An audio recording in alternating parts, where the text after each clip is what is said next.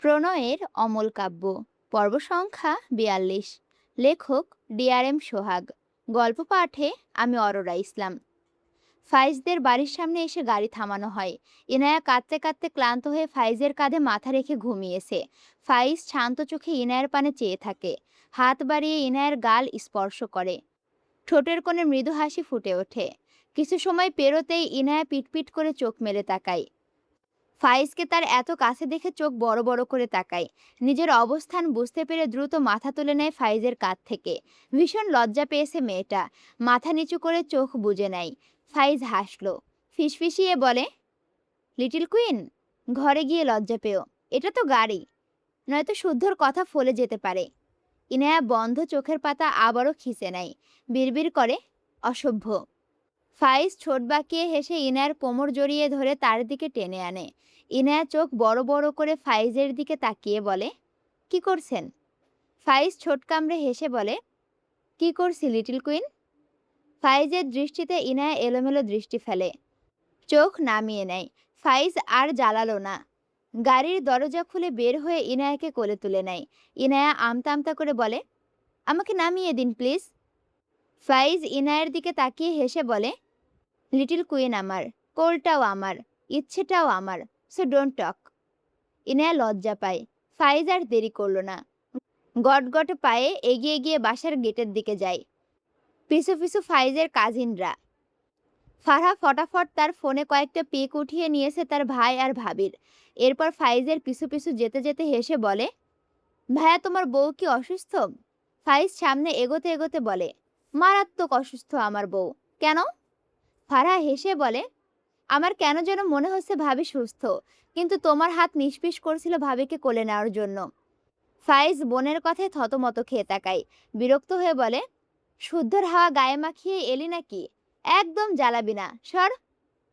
ফারহা হাসলো, তবে শুদ্ধর কথা মনে পড়ে মুখটা মলিন হলো। ফাইজ বাড়ির দরজার সামনে দাঁড়িয়ে পড়লে দেখলো তার মা দাঁড়িয়ে আছে। ফাইজ হাসলো তার মাকে দেখে। ইনার ভীষণ লজ্জা লাগছে, এখানে কত মানুষ। ফাইজের আম্মু হেসে বলে, আমার বৌমাকে নামিয়ে দাও, এখন ওকে আমাদের কাছে দিয়ে যাও, তোমার কাজ শেষ। ফাইজ মুখ ছোট করে বলে, না, আমার কাজ শেষ হয়নি আম্মু, তুমি তোমার বৌমাকে কালকে দেখবে, আজ যেতে দাও। চোখ উঠিয়ে তার বাবাকে সোফায় ক্লান্ত হয়ে বসে থাকতে দেখে বলে, বাবা, আজ তোমার বউকে তোমাকে দিয়ে দিলাম, নিয়ে যাও। ফাইজের কথায় সবাই হেসে ফেলে। ফাইজের মা ফাইজের কান টেনে বলে, তাই না? আমার বৌমাকে নামিয়ে দাও অসভ্য ছেলে। ফাইজ অসহায় মুখ করে ইনায়াকে নামিয়ে দিল। এরপর ইনার হাত ধরে ভেতরে প্রবেশ করে তার বাবার দিকে চেয়ে বলে, বাবা, তুমি কিন্তু ভীষণ ক্লান্ত, তোমার বৌমাকে গিয়ে দ্রুত বলো তোমার সেবা করতে। আমার বউটা এখানে 10 মিনিট থাকুক। ইনায়ের ভীষণ লজ্জা লাগছে, এই লোকটা এমন কেন? কখন থেকে সবার চোখের সামনে শুধু বউ বউ করছে। ফাইজ তার কাজিন সহ খালা মামাদের দিকে তাকিয়ে বলে, তোমরাও গিয়ে ঘুমাও, তোমাদের ক্লান্তি মাখা মুখ দেখে আমার একদম সহ্য হচ্ছে না। ফাইজের চাচা হেসে বলে, ফাইজ বাবা, মনে হচ্ছে আজ আমাদের সবার জন্য একটু বেশিই চিন্তা করছে। ফাইজ হেসে বলে, আসলে তোমাদের বৌমা সারা রাস্তা আমায় বোঝালো আমি যেন সবার কথা চিন্তা করি, তাই আর কি।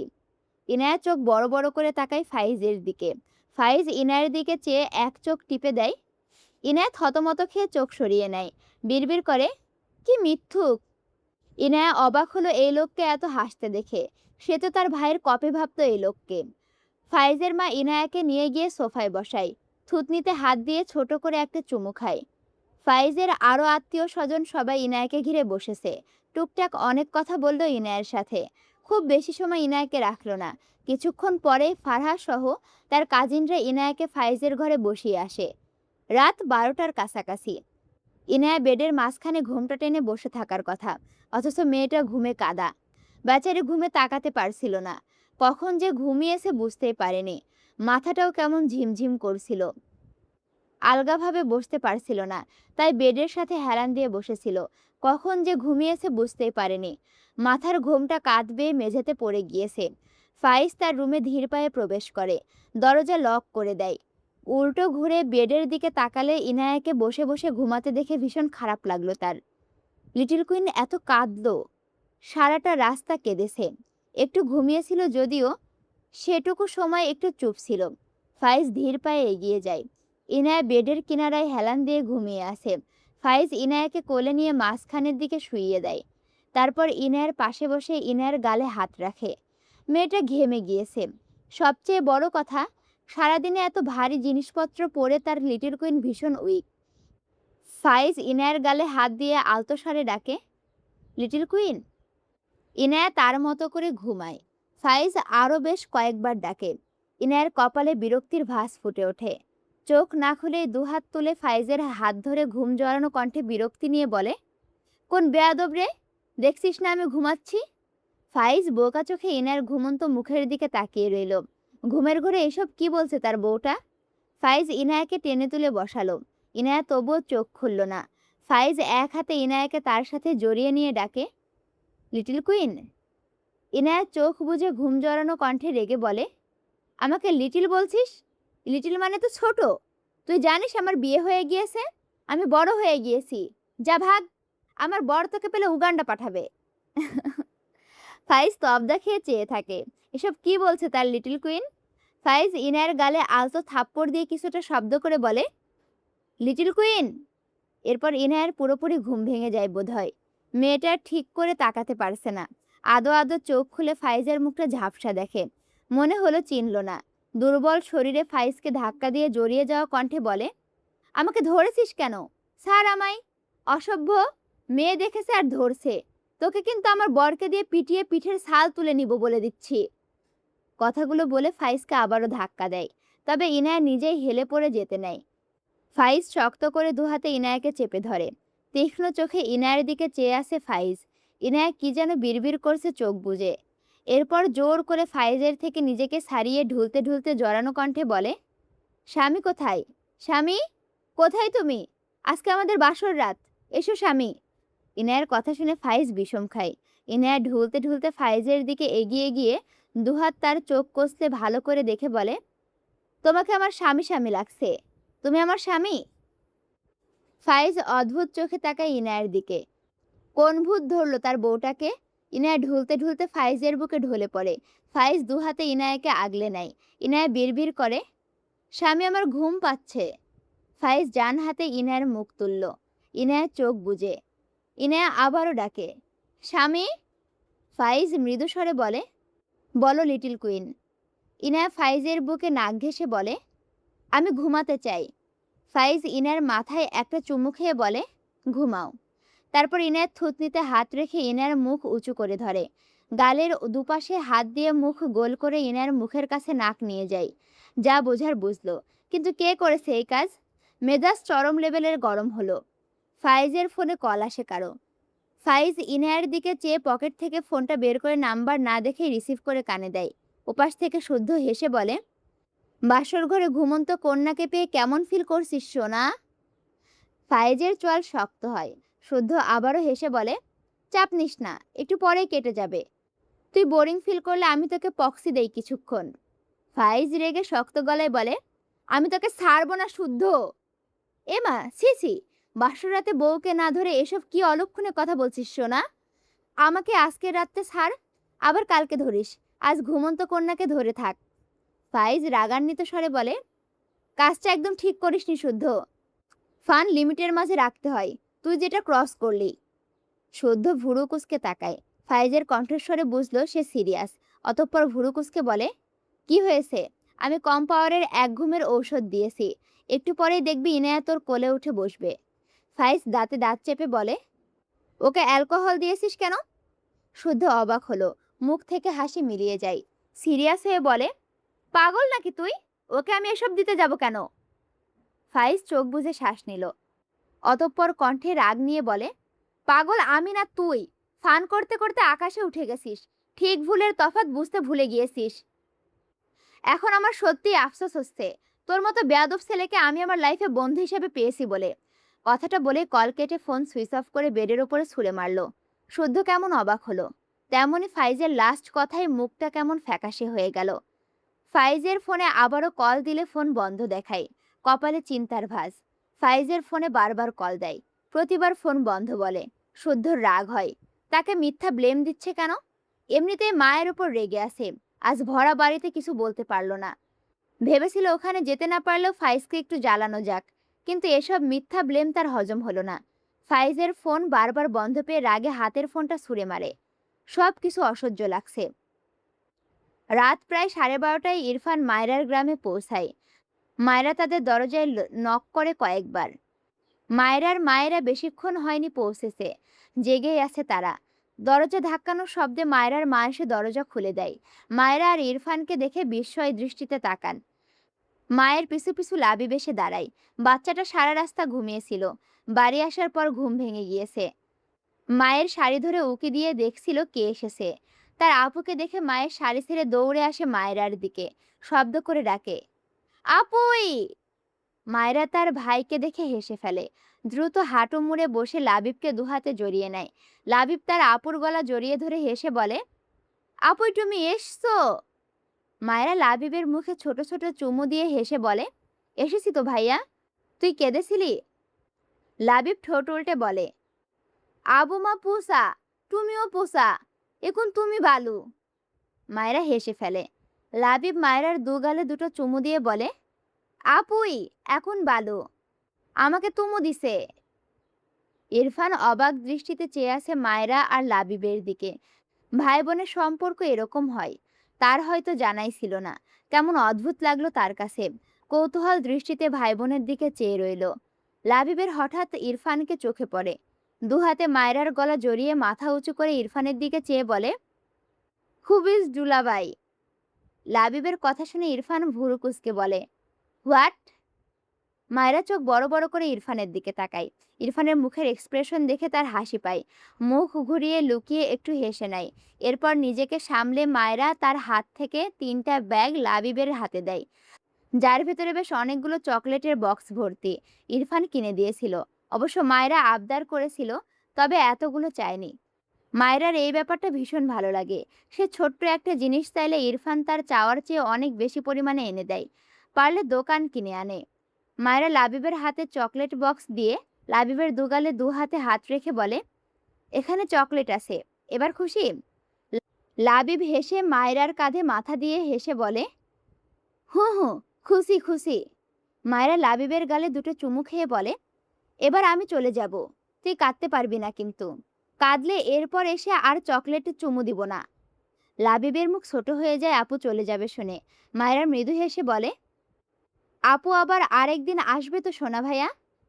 লাবিব হেসে বলে, আচ্ছা আপুই, তুমি আসবে, আমি কাঁদবো না। চল কেট, তুমু দিবে? মায়েরা হেসে মাথা নেড়ে বলে, হুম দিব, কাঁদা যাবে না, কাঁদলে দিব না। লাবিব সম্মতি দেয়, আর কাঁদবো না আপুই, ভালোই আপু। মায়েরা লাবিবকে ছেড়ে উঠে দাঁড়ায়। তার মায়ের দিকে তাকালে তার মা ভেজা চোখে তার দিকে চেয়ে আছে। মায়েরা মৃদু স্বরে বলে, দরজা লাগাও, আসছি। মায়েরার মা নিজেকে সামলে নিস্তেজ গলায় বলেন, আজকের রাতটা থেকে যা মা, অনেক রাত হয়েছে। মায়েরা তাকালো না মায়ের দিকে, উল্টে ঘুরে ইরফানের পাশে দাঁড়িয়ে নিজে ইরফানের হাত ধরল। ইরফান অবাক হয়। মায়েরা ইরফানকে বলে, রাতে শহরে যেতে কি প্রবলেম হবে? ইরফান ছোট করে বলে, নো। মায়েরা হেসে বলে, তবে চলুন। এরপর তার মায়ের দিকে চেয়ে হেসে বলে, কিছু হবে না, তুমি ঘুমাও। কথাটা বলে মায়েরা ইরফানের হাত ধরে টানে। মজার ব্যাপার, মায়রার মা আর একবারও মায়রাকে থাকতে বলল না, না তো ইরফানকে কিছু বলল। ইরফান ঘাড় বাঁকিয়ে মায়রার মায়ের দিকে তাকালে দেখল ভদ্রমহিলা যেন এখনই কেঁদে দিবেন। ইরফান অবাক হলো। মায়রা ইরফানের হাত ধরে বারবার টানলে ইরফান নিজেই মায়রার হাত ধরে বাড়ি থেকে বেরিয়ে আসে। মায়রার মা তার স্বামীর কড়া দৃষ্টি উপেক্ষা করে মায়রাকে একবার এখানে থাকতে বলেছিল, দ্বিতীয়বার আর সাহস করে উঠতে পারেননি। মায়রা আর ইরফান বাড়ি থেকে বেরিয়ে দুপা এগোতে লাবিবের বাবা এসে ঠাস করে দরজা লাগিয়ে দেয়। মায়রার মুখে মলিন হাসি ফুটে ওঠে। ইরফান বোধহয় বিরক্ত হলো। ইরফান তার গাড়ির কাছে এসে দাঁড়িয়ে পড়ে, মায়রাকে তার দিকে ফেরায়। চাঁদের স্নিগ্ধ আলো মায়রার কোমল মুখ অবয়ব জুড়ে ছড়িয়ে পড়েছে। জলজল করা চাঁদের আলোয় মায়রার ফর্সা ত্বক শ্বেত পাথরের মতো মায়াবী লাগলো। এভাবে কখনো মায়রাকে দেখেনি। ইরফান এক ধ্যানে চেয়ে থাকে মায়রার পানে। ডান হাত বাড়িয়ে মায়রার গালে রাখে। মায়রা ইরফানের দিকে তাকায়। ইরফান মৃদু স্বরে বলে, তুমি চাইলে আজকে রাতে এখানে থাকতে পারি, বাট নেক্সট ডে খুব ভোরে যেতে হবে, আমার ভার্সিটি আছে। মায়েরা ইরফানের কথাই বেশ অবাক হলো। এভাবে তো ইরফান কথা বলে না তার সাথে। আর চোখে তার গালে রাখা ইরফানের হাতে দেখলো। ভাবনা রেখে নির্জীব গলায় বলে, থাকবো না, বাড়ি চলুন। ইরফান মায়রার মুখে দৃষ্টি বুলিয়ে গম্ভীর গলায় বলে, আমি তোমাকে অফার করছি, তুমি ফিরিয়ে দিচ্ছ, স্টুপিড গার্ল। মায়রা ইরফানের দিকে চেয়ে মৃদু হেসে বলে, আপনাকে অনেক ধন্যবাদ। তখনই মায়রার পায়ে কিছু একটা স্পর্শ লাগে। মায়রা চেঁচিয়ে ওঠে। পায়ের গোড়ালির ওপরের জায়গাটা কেমন জ্বলে উঠল। ইরফান দ্রুত মায়রার কোমর দুহাতে জড়িয়ে মায়রাকে উঁচু করে ধরে। মায়রা পড়ে যাওয়ার ভয়ে দুহাতে ইরফানের গলা জড়িয়ে ধরে। নিচের দিকে তাকিয়ে দেখার চেষ্টা করে কি লাগলো। অন্ধকারে তেমন কিছু চোখে পড়ল না। ইরফান মায়রাকে গাড়ির ডিকিতে বসিয়ে চিন্তিত কণ্ঠে বলে, হোয়াট হ্যাপেন্ড? মায়রা তার ডান পা উঠিয়ে লেহেঙ্গা সামান্য উপরে উঠালো। ইরফান পকেট থেকে ফোন বের করে ফ্ল্যাশ জ্বালায়। মায়রা পায়ে হাত দিয়ে রেখেছে। ইরফান ফ্ল্যাশ লাইট মায়রার পায়ের দিকে ধরে। পায়ের একটা জায়গায় কেমন ছিঁড়ে গিয়ে রক্ত বেরিয়ে এসেছে। ইরফান অবাক হলো। ডান হাত বাড়িয়ে মায়রার পায়ের জুতো খুলে ডিকির ওপরে রাখে। এরপর চামড়ার ওপরে লেগে থাকা রক্ত মুছে দেয়। পা উল্টে পাল্টে চেক করে আরও কোথাও লেগেছে কিনা। চিন্তিত কণ্ঠে জিজ্ঞেস করে, এটা কিভাবে হলো? মায়েরা ব্যথাতুর আওয়াজে বলে, জানি না, নরম কিছু পায়ে লেগেছিল মনে হয়েছে, কিন্তু কাটলো কেন? ইরফান দৃষ্টি ঘুরিয়ে মায়রার দিকে তাকায়। ফোনের ফ্ল্যাশ মায়রার মুখের দিকে ধরলে মায়রা মুখ বাঁকিয়ে চোখ মুখ কুঁচকে বলে, মুখে লাইট ধরছেন কেন? সরান। ইরফান কিছু বলল না। ফোনের ফ্ল্যাশ ডান দিকে ঘুরিয়ে কিছু আছে কিনা একটু দূরে একটা কালো বিড়াল দেখে ইরফান ভুরু কুঁচকে নিল। বুঝলো এই বেয়াদব বিড়াল মায়রার এই অবস্থা করেছে। বিড়ালের চোখে মুখে লাইট পড়লে বিড়াল মিউ মিউ করে শব্দ করে ওঠে। মায়রা বিড়ালের ডাক শুনে বাম দিকে ঘাড় বাঁকিয়ে বিড়ালটির দিকে তাকালো। একদম কুটকুটে কালো বিড়াল। কালো বিড়াল দেখে মায়রার একটু ভয় লাগলো।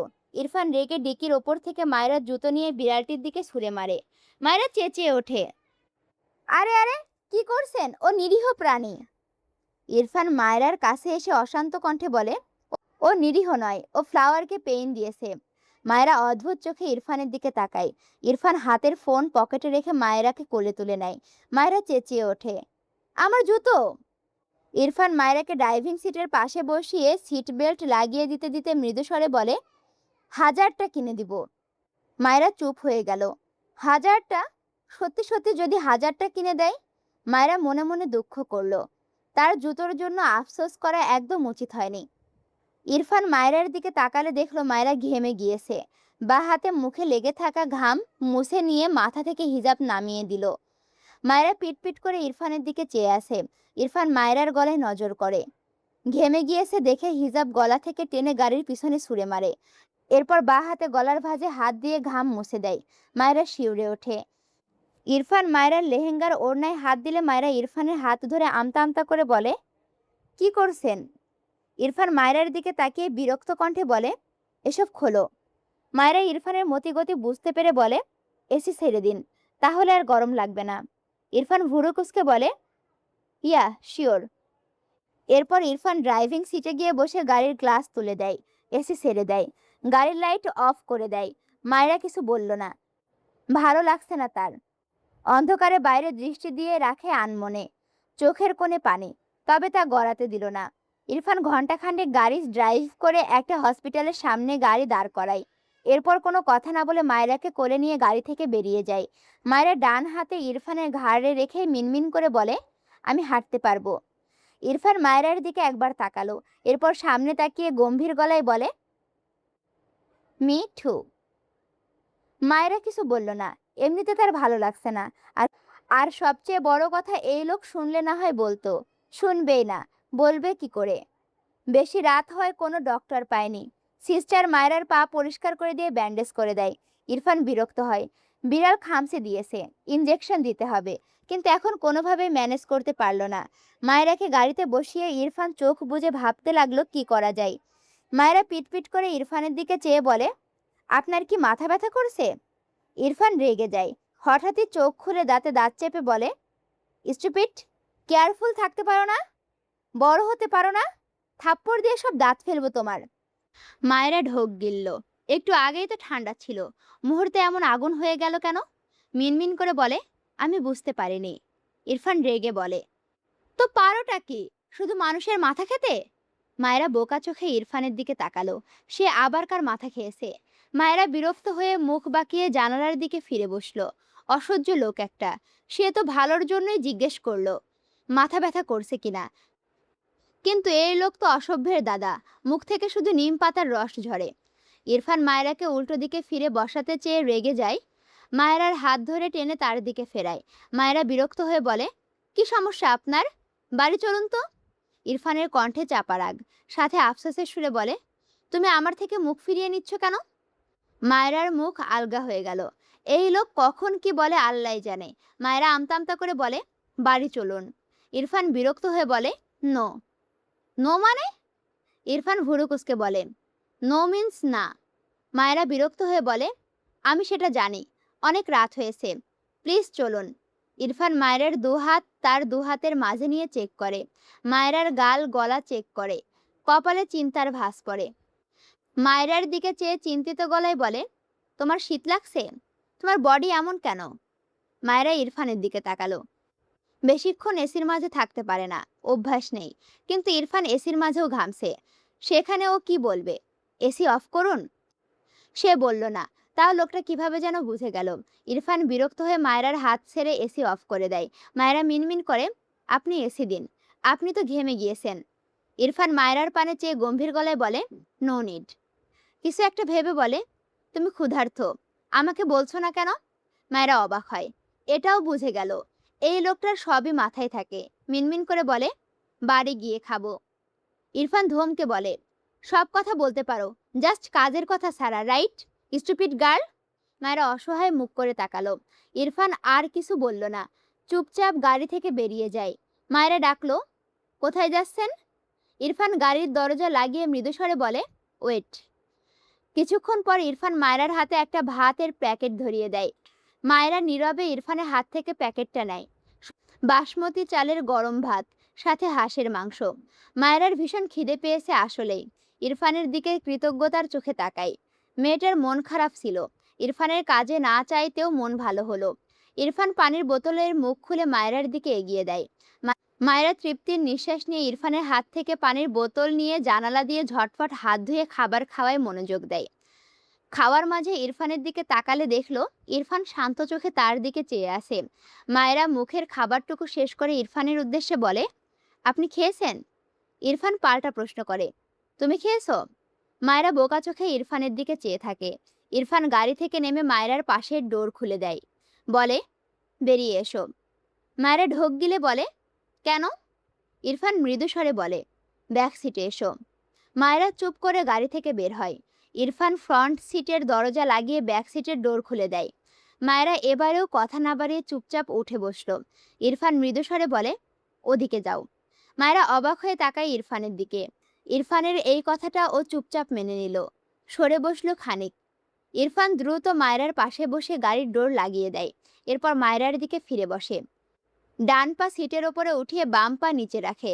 সিটের ওপর রাখা ইরফানের হাঁটু মায়েরার শরীর স্পর্শ করে। ইরফান মায়েরার দিকে চেয়ে শান্ত কণ্ঠে বলে, খাইয়ে দাও।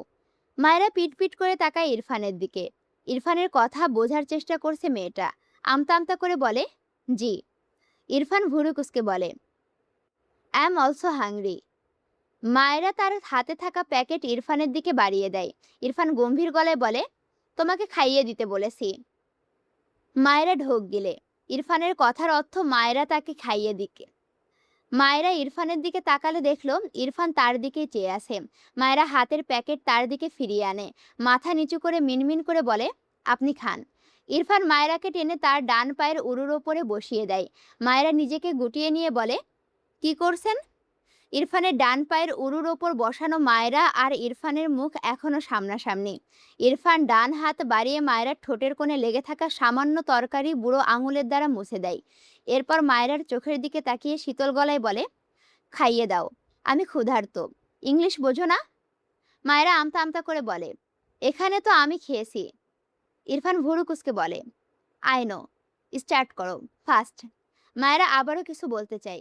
ইরফান ধমকে বলে, শাট আপ, যা বলেছি করো। মায়েরা ধমক খেয়ে কেঁপে ওঠে।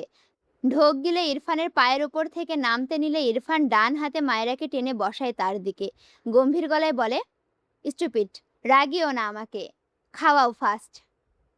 মায়েরা মাথা তুলে ইরফানের দিকে একবার তাকায়। ইরফানের চোখে চোখ পড়লে মেয়েটার সাথে সাথে চোখ নামিয়ে নেয়, নিজেকে সামলে ভাত মাখায়। ইরফান মায়েরার ভাত মাখানোয় ব্যস্ত হাতের দিকে চেয়ে ঠোঁট বাঁকিয়ে সামান্য। মায়েরা তার ছোট হাতে যেটুকু ভাত ধরলো সেটুকু নিয়ে ইরফানের দিকে বাড়ায়। ইরফান তীক্ষ্ণ চোখে চেয়ে আছে মায়েরার হাতের দিকে। মায়েরার হাত না কাঁপলেও ভেতর কাঁপছে উত্তেজনায়। মায়েরার হাতের গতি ভীষণ স্লো। ইরফান বিরক্ত হলো। তার মুখে এই ভাত পৌঁছাতে 3 দিন লাগবে মনে হচ্ছে। সে আপাতত 3 সেকেন্ডও অপেক্ষা করতে পারল না।